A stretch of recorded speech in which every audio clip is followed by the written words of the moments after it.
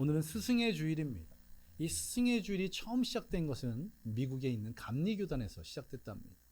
18세기 후반에 주일학교, 지금은 교회학교라고 부르죠. 교회학교 운동이 크게 벌어졌고, 다음 세대를 세우는 그런 선생님들을 위로하고 격려하기 위해서 처음 스승의 주일을 정해서 지켰다고 하는데요. 우리나라에서는 1960년대 후반부터 스승의 주일이 있었고, 이렇게 5월 셋째 주로 정해진 것은 스승의 날이 언제인가? 5월 15일, 그날 세종대왕 탄신이죠. 우리의 큰 스승이라고 해서 스승의 날을 그 날로 정했는데, 그날이 있는 주간의 주일. 그래서 5월은 첫째 주는 어린이 주일, 둘째 주는 어버이 주일, 셋째 주는 스승의 주일로 이렇게 지키고 계십니다. 자, 우리 교회에도 교회학교 선생님으로 섬기시는 분들이 계신데요. 우리 교회의 다음 세대를 책임지는 그런 분들입니다. 자, 초등부에 저희 처가 부장으로 섬기고, 또 학생부에는 강순희 권사님이 부장, 또 김남희 집사님이 선생님으로 섬기고 있고, 또 청년부는 우리 원어민 집사님과 임선영 집사님이 부장으로 섬기고 계십니다. 이분들을 통해서 다음 세대들이 세워지는데, 이분들을 통해서 위대한 일들이 이루어질 줄로 믿습니다. 어떻게 이럴 수 있을까요? 가능성이 무한한 우리의 다음 세대들이 이분들을 통해서 양육되고 있기 때문에 그렇습니다. 근데 중요한 것은 이 아이들의 신앙을 이분들에게만 맡기는 것이 아닙니다. 어떻게 해야 됩니까? 우리가 함께 이루어가야 될 줄로 믿습니다. 부모님이, 또 제가 교회학교 선생님들이 함께 합력하여서 우리 다음 세대를 믿음의 세대로 세워가는 은혜가 있기를 간절히 소망합니다. 그 위대한 놀라운 일이 일어날 줄로 믿습니다. 그 증거가 있는데 우리나라 기독교 역사상 가장 위대한 사건을 꼽으라면 저는 평양의 대부흥운동을 꼽겠습니다. 평양의 대부흥운동. 그래서 평양을 무엇이라고 불렀다고요? 동방의 예루살렘이라고 부른 적이 있었습니다. 이 평양의 대부흥운동이 한 교회에서 시작되었는데요. 너무나 유명한 교회죠. 평양의 장대현 교회입니다. 평양의 장대현 교회. 자, 그런데 이 평양의 대부흥운동이 그 시작점이 무엇이었냐면, 놀랍게도 이 평양의 대부흥운동이 있기 약 100여 년 전, 스코틀랜드라는 2억 마일리 떨어진 곳에 한 교회학교 여선생님의 헌신을 통해서 이루어졌습니다. 이것이 믿어지십니까? 100여 년 전 2억 마일리 떨어진 곳에서 한 교회학교 선생님이 헌신하신 것을 통해서 우리나라 기독교 역사상 가장 위대한 일이 일어났다는 것. 우리 교회학교 선생님들의 귀한 헌신을 통해서 10년, 20년, 50년, 혹 100년 후에 동일한 놀라운 일들이 일어나게 될 줄로 믿습니다. 앞서 말씀드렸던 것처럼 이 평양의 대부흥운동, 장대현 교회에서 처음 시작되었습니다. 그런데 이 장대현 교회가 이전에는 다른 이름으로 불려졌던 교회입니다. 바로 널다리골 교회인데, 이 널다리골 교회가 평양에 최초로 세워진 교회였습니다. 이 교회를 박영식이라는 사람이 처음 자신의 집을 개방해서 교회로 섬겼는데요. 이 박영식이 예수 그리스도를 구주로 영접하고 그 받은 데 감사해서 자신의 집을 개방한 겁니다. 그런데 놀라운 것은 무엇이냐면, 이 박영식은 선교사님의 혹은 믿음의 선배들에 의해서 복음을 듣고 회심한 것이 아니라는 겁니다. 놀랍게도 홀로 성경을 읽다가 그 말씀에 감동을 받고 그 말씀을 읽는 가운데 예수님을 인격적으로 만나서 회심했습니다. 그가 성경을 어디에서 봤을까요? 바로 벽에서. 이 박영식이라는 사람이 언주골이라는 곳에 주사로 있었는데, 그가 맡은 임무가 무엇이었냐면, 물론 계속된 것은 일회성인 임무였는데 성경책을 회수하는 것이었습니다. 그가 성경책을 회수해서 불에 태운 것이 아니라 어떻게 했냐면, 한 장 한 장 뜯어서, 종이가 귀한 시대였기 때문에 자신의 벽에 벽지로 발랐다. 그리고는 누워서 쉴 때, 잠들기 전에 혹은 낮에 순간순간마다 어떻게 했을까요? 벽지에 있던 이 한문 성경이 눈에 들어왔고, 그 말씀을 보다 예수님을 인격적으로 만났다는 겁니다. 그렇다면 그가 얻게 된 이 성경은 어떻게 해서 얻게 되었을까요? 우리가 너무나 잘 알고 있는 제너럴 셔먼호의 한 분의 선교사님이 타고 계셨죠. 우리나라 최초의 선교사라고 일컬어지는 토마스 선교사. 이 토마스 선교사가 좌초된 배에서 내려서 성경을 들고 야소 예수 예수를 외치면서 칼에 순교하기 전에 성경을 던졌는데, 그 던져진 성경이 바로 이 박영식 주사가 얻게 된 성경입니다. 이 한문 성경이 누구에 의해서 번역되었을까요? 중국의 최초의 개신교 선교사인 로버트 모리슨 선교사에 의해서 번역된 성경이 토마스 선교사에 의해서 이 땅으로 전해져서 박영식이 그것을 받았고, 그로 인해서 널다리꼴 교회가, 그리고 장대인 교회가, 그리고 평양의 대부흥운동이 일어날 수 있었던 겁니다. 그렇다면 스코틀랜드의 교회학교 선생님은 언제 무슨 역할을 했을까요? 제가 언젠가도 소개했던 것 같은데요. 이 로버트 모리슨 선교사님, 이 선교사님이 어릴 때 어떤 사람이었을까요? 예, 망난이었습니다. 망난. 교회 장로님의 아들이었음에도 불구하고 거친 아이들과 함께 올려다니면서 폭언을 퍼붓고 아주 난폭한 행동을 일삼았던 그런 아이였는데요. 이 아이를 안타깝게 본 이 아이를 담임하고 있는 교회학교 여선생님이 선물을 사들고 집으로 찾아갔죠. 그래서 이 아이를 권면하며 다시 교회로 인도하고자 하는데, 이 아이의 행동이 어떤 행동을 했습니까? 이 여선생님에게 폭언을 퍼붓고, 이 선생님이 선물로 들고 간 옷을 갈기갈기 찢어서 쓰레기통에 버렸답니다. 이런 일을 당하면 보통은 어떤 반응을 해야지 맞는 걸까요? 엄청나게 분노하든지 아니면 욕을 하면서 돌아가든지. 저도 교회학교를 담당한 적이 있는데, 제가 저희 모교회에서 교회학교 선생님으로, 또 교회학교 담당 전도사로 섬기면서, 또 제가 전에 원주교회 섬기면서 담당했던 중고등부 청년들에게 굉장히 혼신의 힘을 다했습니다. 원주교회 와서는 바로 결혼하느라 총각 때처럼 이렇게 온 전력을 다하지 못했는데, 제가 총각 때는 전심 전력을 다하다 보니까 어떤 마음이 생기냐면, 가끔 가다가 교회에 출석을 안 하거나 아니면 다른 교회를 가거나, 이런 아이들을 보면 원망이 생기는 겁니다. 내가 너한테 얼마나 열심히 했는데 네가 나에게 이럴 수 있냐, 이런 마음이 생기더라고요. 이 여선생님에게 그런 마음이 생겼을까요? 안 생겼을까요? 당연히 생길 수 있었을 겁니다. 교회 안 나온 아이 안타깝고 불쌍히 여겨서 선물을 사들고 갔는데 욕을 하면서 다 찢어발긴, 힘만 있었다면 가만두지 않았을 텐데, 예 선생님은 원망하는 가운데서도 하나님의 그 귀한 부르심에 기꺼이 순종했습니다. 이 한 번으로 그친 것이 아니라 두 번, 세 번, 네 번, 다섯 번 계속해서 찾아갔고, 계속해서 선물은 쓰레기통에 던져졌지만 포기하지 않았습니다. 그것을 본 주변 다른 교회학교 선생님들, 또 교회 성도들이 걔는 포기해야 된다, 더 이상 상처받지 말라고 했지만 포기하지 않고 계속해서 섬겼습니다. 이 선생님의 눈물의 기도를 통해서 어떤 일이 벌어집니까? 구제불능이었던 이 로버트 모리슨이 변화되기 시작합니다. 그리고 예수님 만나 하나님의 사람을 변했습니다. 그리고 그가 장성해서 바로 최초의 개신교 중국 선교사로 섬겼고요. 그가 번역한 한문 성경을 통해서 결국은 평양 대부흥운동의 시발점이 된 것입니다. 이 은혜가 우리 교회학교 선생님들에게 있기를 소망합니다. 여러분의 헌신이 그냥 헛되이 사라지는 것이 결코 아니라는 것입니다. 여러분의 헌신이 5년 후에, 10년 후에, 혹은 50년 후에, 100년 후에 이렇게 위대한 일을 이룰 수 있을 줄로 믿습니다. 그리고 이 일은 여러분 개개인이 하는 것이 아니라 먼저는 하나님의 은혜가, 그리고 여러분의 헌신이, 그리고 우리 모든 성도들의 기도가 이렇게 삼위일체가 될 때 이루어질 줄로 믿습니다. 위대한 일을 행하는, 위대한 일을 이루어가는 우리 교회학교 부장님들, 선생님들, 또 우리 교회 모든 성도님들 되기를 간절히 소망합니다.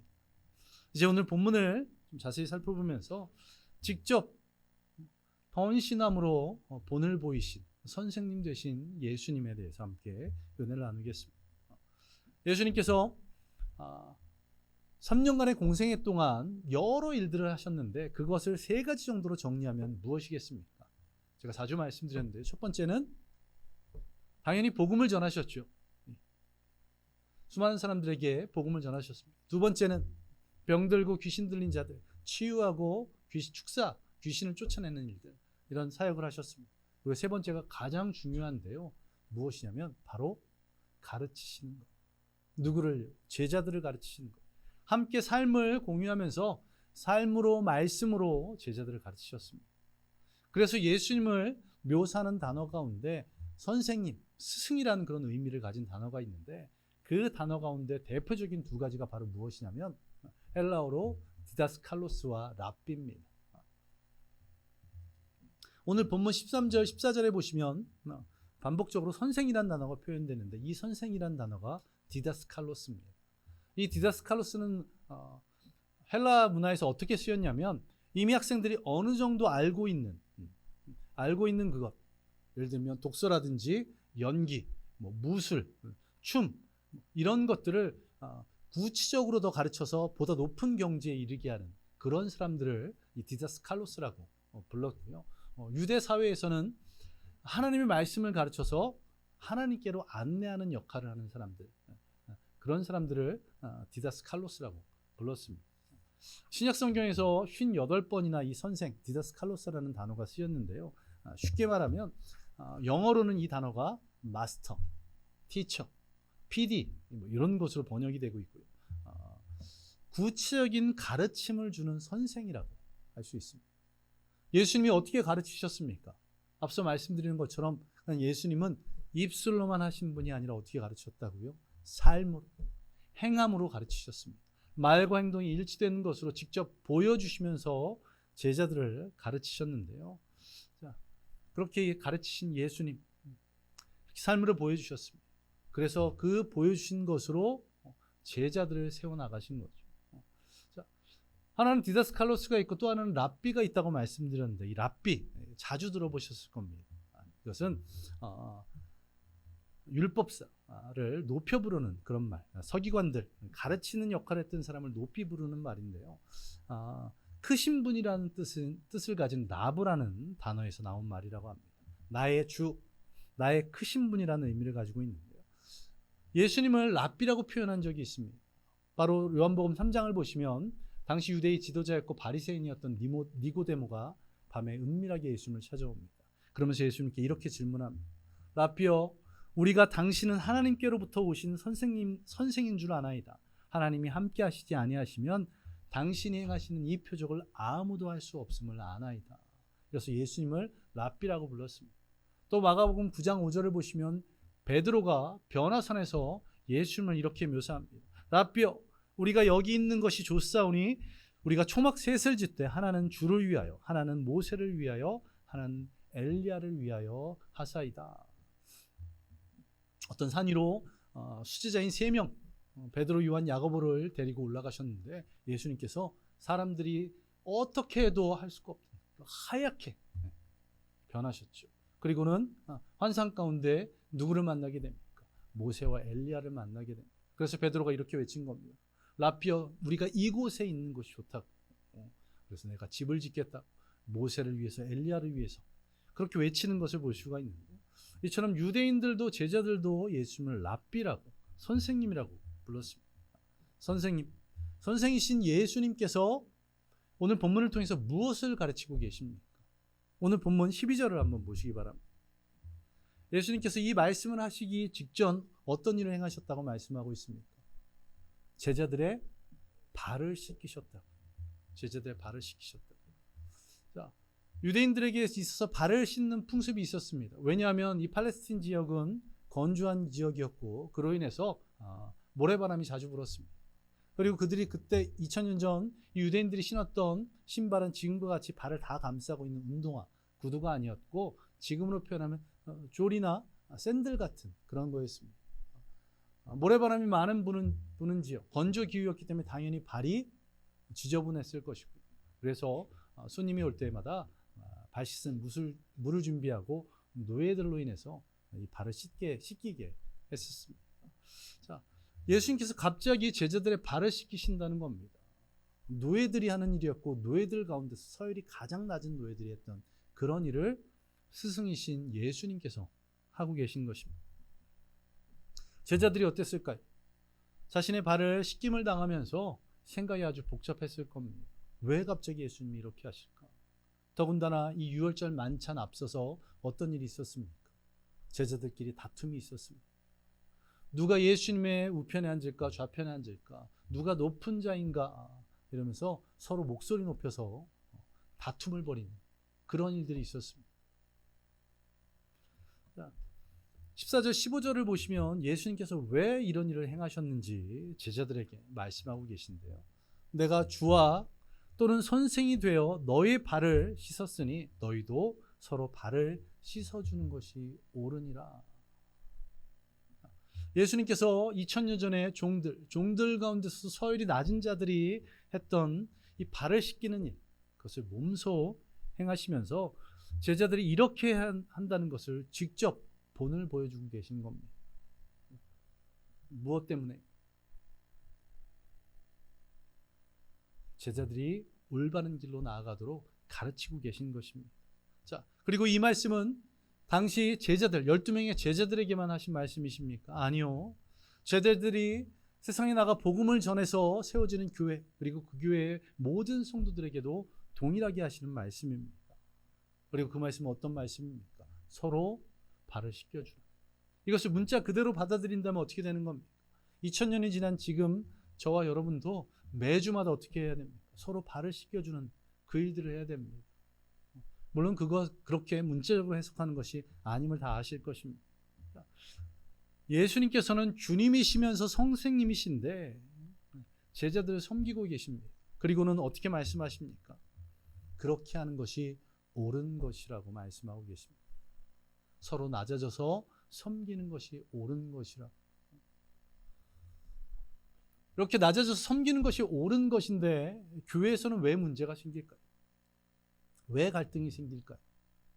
예수님 말씀과는 반대로 낮아지려고 하지 않고 높아지려 하기 때문에, 나를 드러내려고 하기 때문에, 내가 인정받고 싶기에 내 생각, 내 의견이 받아들여지지 않기에 그래서 갈등이 생깁니다. 그런데 예수님은 무엇이 옳은 것이라고 말씀하셨습니까? 서로 섬기는 것이, 서로 낮아지는 것이 옳다고, 그것이 옳은 것이라고 말씀하셨습니다. 이것을 잊지 않는 저와 여러분 되시기를 간절히 소망합니다. 다른 교회는 모르겠습니다. 그런데 적어도 우리 교회에서만큼은 이러한 일들이 있지 않기를 소망합니다. 내가 높아지려 하는 것, 내가 인정받으려 하는 것, 나의 생각, 나의 의견이 반드시 관철돼야 된다는 것, 이것은 주님의 말씀이 아닌 내 생각, 나의 착각일 뿐입니다.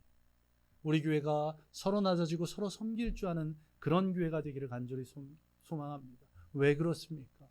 그것이 옳은 것이라고 예수님께서 분명히 말씀하고 계시기 때문에 그렇습니다. 15절을 보시면 다시 한번 예수님께서 반복해서 말씀하십니다. 내가 너희에게 행한 것 같이 너희도 행하게 하려 하여 무엇을 보였다고요? 본을 보였다. 그냥 입술로만 너희가 이렇게 살아라 말씀하지 않고 너희가 행하는 일들을 제자들로 하여금 반드시 실천하도록 하기 위해서, 그래서 예수님께서 직접 행하셨던 것입니다. 왜 그렇다고요? 그것이 옳은 것이기에, 그것이 바른 것이기에 그렇습니다. 낮아질 줄 아는, 섬길 줄 아는 저와 여러분들 되시기를 간절히 소망합니다. 앞서 말씀드렸던 것처럼 교회학교, 우리의 다음 세대를 세워가는 것은 누구 한 분, 교회학교 선생님 혹은 부장, 목회자인 저만의 역할이 아니라 우리 교회 모든 성도들의 역할입니다. 제가 단톡방에도 올렸던 것처럼 아프리카 격언입니다. 한 아이를 양육하는 데 있어서 온 마을이 필요하다는 것. 한 명을 진정한 그리스도인으로 세워가는 것은 온 교회가 필요합니다. 그리고 그러기 위해서는 어떻게 낮아지고 섬기는 모습이 있어야 된다는 것. 왜냐하면 지금 우리 교회학교 아이들, 이 자리에 있는 학생부 아이들 한번 보시기 바랍니다. 제가 앞에서 보면 학생부 아이들이 예배 드리는 모습이 눈에 잘 들어올까요? 안 들어올까요? 너무나 잘 들어옵니다. 저는 웬만하면 예배 시간에는 학생부 아이들과 눈을 맞추려 하지 않습니다. 왜냐하면 정신적인 데미지를 먹어요. 그런데 놀라운 것은 이 아이들이 하나님께 온전히 찬양하지 못하고 온전히 예배드리지 못하는 가운데서도 저를 바라보고 있고 여러분들을 바라보고 있습니다. 왜 그럴까요? 어른들이 혹은 제가 어떻게 예배드리는지 보고 있다는 것. 그렇다면 이런 가운데서 이 아이들을 믿음의 사람으로 세우는 가장 좋은 방법은 무엇이겠습니까? 우리를 지켜보고 있는 이 아이들을 위해서 우리가 영과 진리로 예배드리는 것입니다. 내가 하나님께 어떻게 찬양하고 있는지 아이들이 지켜보고 있다는 것을 잊지 마시기 바랍니다. 내가 어떻게 하나님께 기도하고 있는지 아이들이 지켜보고 있다는 것을 잊지 마시기 바랍니다. 내가 하나님의 말씀을 어떻게 받고 있는지 우리의 자녀들이 지켜보고 있다는 것, 이것을 잊지 않는 저와 여러분 되시기를 간절히 소망합니다. 그리고 예수님이 본을 보이셨던 것처럼 예배의 본을 보이시는, 섬김의 본을 보이시는, 헌신의 본을 보이시는 저와 여러분들 되기를 간절히 소망합니다.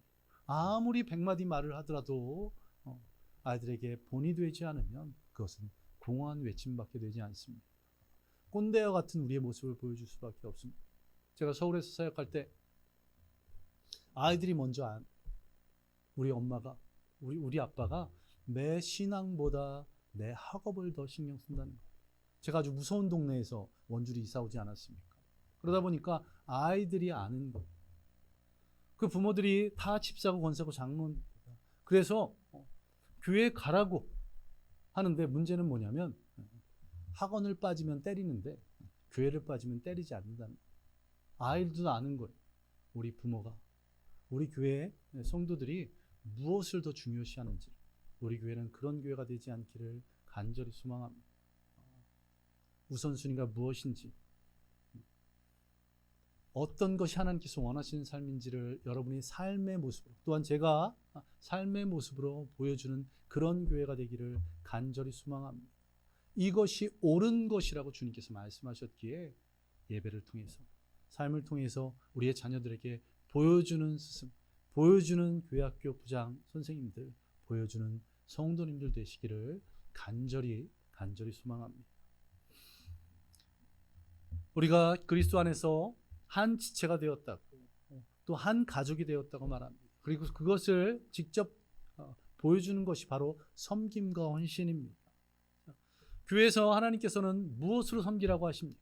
우리가 할 수 없는 불가능한 것으로 섬기라고 하시는 것이 아니라 우리에게 주신 것이 있습니다. 은사로 주신 것, 또 우리가 할 수 있는 것으로 서로 섬겨나가라고 말씀하고 계시고, 그것을 통해서 한 지체, 한 가족을 이루라고 말씀하고 계십니다. 그러하기에 온전히 섬길 줄 아는, 그래서 한 가족 한 지체로 나아가는 저와 여러분들 되시기를 간절히 소망합니다. 스승의 주일을 맞이해서 우리의 다음 세대의 신앙을 우리 교회학교 부장님, 선생님들에게만 지우는 것이, 혹은 제게만 지우는 것이 아니라 우리 모두가 함께 짊어져 나가는, 그래서 우리 교회에서만큼은 우리의 다음 세대들이 믿음의 세대로 온전히 세워나갈 수 있도록, 그들의 삶의 우선순위가 학업이나 세상에서의 성공이 아닌 오직 예수라는 것, 오직 성경이라는 것, 오직 믿음이라는 것을 우리 성도들의, 또한 저의 삶으로, 예배의 태도로 보여주는 우리 교회가 되기를 간절히 소망합니다. 오늘 설교를 정리하는 한마디의 성경 구절을 함께 한 목소리로 봉독하고 말씀을 마무리하겠습니다. 우리 에베소서 4장 15절 16절 자막을 보면서 우리 한 목소리로 함께 봉독하겠습니다. 함께 있습니다. 오직 사랑 안에서 참된 것을 하여 범사에 그에게까지 자랄지라. 그는 머리니 곧 그리스도라. 그에게서 온몸이 각 마디를 통하여 도움을 받음으로 연결되고 결합되고 각 지체의 분량대로 역사하여 그 몸을 자라게 하며 사랑 안에서 스스로 세우느니라. 사랑 안에서 참된 것을 하라고 말씀하고 있습니다. 이것이 옳은이라고 말씀드렸던 오늘 말씀과 같이 옳은 것을, 주님의 말씀대로 행하는 저와 여러분들 되시기 바랍니다. 그리고 그것을 하면서 어떻게 말씀하십니까? 범사에 그에게까지 자랄지라고, 장성한 분량까지 예수님을 닮아가라고 그렇게 말씀하십니다. 그리고 그렇게 닮아갈 때 어떻게? 각자 그 온 마디를 통해서 도움을 받음으로 연결되고 결합되라고, 한 가족 한 지체가 되라고 말씀하고 있고요. 그 지체의 분량대로, 그 내가 속해 있는 그곳에서 하나님께 주신 그 합당한 사명대로 분량대로 섬기라고 그렇게 말씀하고 있습니다. 그리고 사랑 안에서 스스로 그것을 세워가라. 본을 보이는 스승이라는 제목으로 말씀을 나누었습니다. 여러분의 삶의 모습으로, 또한 예배의 모습으로 우리의 다음 세대들에게 본을 보이고 그것을 통해서 우리의 다음 세대가 하나님의 사람으로, 믿음의 사람으로 온전히 세워져 가기를 간절히 소망합니다. 우리 함께 기도하겠습니다. 오늘 말씀을 생각하며 이것이 옳으니라라고 말씀하셨던 그 주님의 말씀을 붙잡고 그 옳은 대로 살아갈 수 있도록, 본을 보일 수 있도록, 먼저 섬길 수 있도록, 그래서 우리의 다음 세대를 믿음의 세대로 세워나갈 수 있도록 주여 인도해달라고 우리 함께 기도하겠습니다. 기도합니다. 아버지 하나님 감사드립니다. 오늘도 우리에게 귀한 날을 부어주셔서 예배 가운데 말씀하여 주시니 감사드립니다. 아버지 하나님께서 예수 그리스도를 통해서 우리에게 말씀하신 이것이 옳다고 본을 보였다고 주님 말씀하셨습니다. 우리가 그렇게 살아가기를, 그렇게 행하기를 원하셨기에 반복해서 우리에게 말씀하고 계십니다. 우리가 우리의 다음 세대를 위해서 입술로만 나는 것이 아니라 예배의 모습을 통해서, 삶의 태도를 통해서 직접 보여주는, 그래서 그것을 보고자 하는 아이들이 하나님의 사람으로 믿음의 세대로 온전히 세워져 가도록 주여 역사하여 주시옵소서. 우리 모든 성도들이 예배드림에 있어서, 삶을 살아가는 데 있어서 먼저 섬겨 주옵소서. 그런 귀한 믿음의 세대가 되게 하여 주시옵소서. 그것을 통해 하나님께 영광을 돌리며 우리의 자녀들에게 본이 되도록 주님 사용하여 주옵소서. 그것을 바라보는 우리 자녀들 5년 후 10년 혹은 20년 후 50년 100년 후에 위대한 일을 이루어가는 귀한 믿음의 사람들로 주님이 세워 주시옵소서. 우리 다음 세대는 한 명 한 명의 영혼들을 그렇게 세우신 그 주님께 감사드립니다. 이 모든 것 예수님 이름으로 간절히 기도드리옵나이다. 아멘. 우리 다시 한번 기도할 때 우리의 다음 세대를 위해서 기도하겠습니다. 우리가 청년부부터 우리 초등부까지 아이들의 이름을 쭉 케어해 봤더니 교회 성도님 자녀들 앞에서 모두 18명이나 됩니다. 많은 아이들, 이 아이들이 믿음의 세대로 온전히 세워져 갈 수 있도록, 그 아이들이 우리가 기도했던 것처럼 정말 위대한 일들을 행할 수 있도록 주님 그들의 삶을 붙들어 달라고 우리 함께 기도하겠습니다. 기도합니다. 아버지 하나님, 우리 모든 성도들의 자녀들 그 한 명 한 명을 붙들어 주시옵소서. 주님께서 그들을 책임져 주시옵소서. 주님, 도원이를 책임져 주시고, 미주를 책임져 주시고, 해소를 책임져 주시고, 건이를 책임져 주시고, 윤서를 책임져 주시옵소서. 나연이를 책임져 주시고, 또한 예인이를 책임져 주시고, 보경이를 책임져 주시고, 윤우를 책임져 주시고, 예성이를 책임져 주시옵소서. 또한 회영이를 책임져 주시고, 건우를 책임져 주시고, 또 회성이를 책임져 주시옵소서. 주님께서 귀한 날을 부어주셔서 예린이를 붙들어 주시고, 또 애경이를 붙들어 주시고, 동안이를 붙들어 주시옵소서. 또 미희를 책임져 주시고, 또한 동석이를 책임져 주시옵소서. 우리 믿음의 자녀들 한 명의 한 명의 오늘 주님께서 붙들어주고 있는 그들의 앞길을, 아버지, 우리 믿음의 기성세대들이 믿음으로 살아감을 통해서 우리의 다음 세대들에게 본을 보이게 하시고, 그것을 보고자 하는 아이들이 하나님의 사람으로 온전히 세워져 가고, 그래서 이 땅에 놀라운 위대한 하나님이 원하시는 그 비전과 꿈을 이루는 믿음의 세대들 되도록 주님이 역사하여 주옵소서. 주님의 그 놀라운 내가 우리의 다음 세대가 한 명 한 명이 임할 줄 믿으며 이 모든 것 예수님 이름으로 기도드리옵나이다. 아멘. 우리 다시 한번 기도할 것은 우리 두 분의 권사님을 위해서, 그분들의 건강을 위해서 기도하겠습니다. 우리 강순희 권사님 주님께서 붙들어 달라고, 우리 정영재 권사님 주님께서 붙들어 달라고 주님 앞에 나와 예배드리는 건강의 문제들이 다시 한번 어려움을 겪게 하지 않도록 주님 치유의 손길로 주님께서 붙들어 달라고 우리 시간 두 분의 권사님들 건강을 위해서 기도하겠습니다. 기도합니다. 아버지 하나님, 우리 정인장 권사님, 강순희 권사님 붙들어 주시옵소서. 그 연약한 육신 주님께서 어루만져 주시기 원합니다. 주님이 행하시면 능치 못함이 없을 줄 믿사 주님 치유하여 주시옵소서. 주님 어루만져 주시옵소서. 모든 그 병의 근원이 깨끗하게 치유함을 입어서 기쁨으로 주님 앞에 나와 예배드리게 하여 주시옵소서. 함께 은혜 나누며 함께 교제하는 수 있도록 주여 인도하여 주옵소서. 모든 질병의 근원들이 사라질 수 있도록 주님 역사하여 주시옵소서. 그렇게 되지 나사렛 예수님의 영원히 모든 질병은 치유될지 주님 치유하여 주시옵소서. 주님 만져 주시옵소서. 주님께서 병의 근원을 깨끗게 하심으로 강건하게 다음 주에는 정인장 권사님 밝은 얼굴을 보며 함께 기뻐할 수 있도록 하나님의 응답하셨음을 찬양할 수 있는 영광을 누리도록 주여 부어주시옵소서. 놀라운 주님의 은혜 기대하며 이 모든 것 예수님 이름으로 기도드리옵나이다. 아멘. 아버지 하나님 감사드립니다. 오늘도 주님께서 우리에게 귀한 은혜를 부어주심을 믿습니다. 우리에게 말씀하시는, 우리에게 은혜 부어주시는 주님께서 우리 모든 성도들에게 역사하여 주셔서 우리의 다음 세대를 위해서 믿음의 본을 보이며 서로 먼저 섬겨나가며 그것을 통해서 우리 교회가 한 가족 한 지체가 되게 하여 주시며 우리의 다음 세대들이 그 모습을 보고 믿음의 세대로 자라나가서 이 땅에서 위대한 놀라운 일들, 하나님의 그 비전과 꿈을 이루어가는 귀한 세대가 되도록 주께서 역사하여 주시옵소서. 아버지 하나님께서 귀한 은혜로 우리 교회에 역사하여 주셔서 이렇게 매주마다 더 좋은 교회로 거듭나게 하여 주시고 하나님의 뜻을 이루어가는 귀한 믿음의 교회가 되게 인도하여 주시옵소서. 주님, 드려진 예물이 있습니다. 그 손길마다 축복하여 주시고 하나님께서 그것을 귀하게 사용하여 주셔서 하나님 나라를 위해서 또 주님의 몸된 교회를 위해서 쓰여지도록 인도하여 주시옵소서. 주님께서 이 한 주간도 믿음으로 살아갈 수 있도록 이끌어 주심을 믿으며 이 모든 것 예수님 이름으로 기도드리옵나이다. 아멘.